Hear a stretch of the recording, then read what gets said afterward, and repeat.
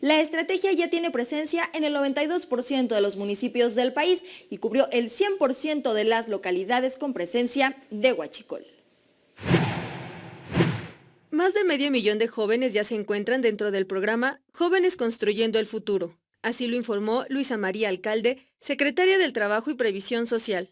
Al día de hoy, presidente, contamos con 501,559 jóvenes, más de medio millón de jóvenes aprendices que actualmente ya se están capacitando, de los cuales tenemos al día de hoy pagados que ya reciben la beca de manera mensual 378,650 aprendices.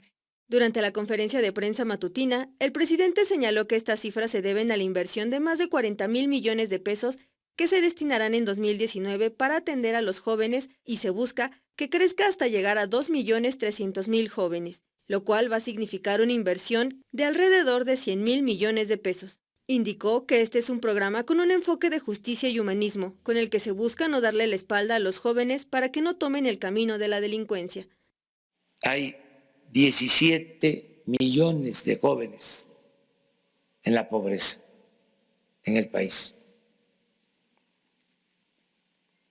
Por eso las organizaciones del crimen, la delincuencia, se apoya en los jóvenes, recluta jóvenes, engancha jóvenes. Y eso ha sido una desgracia.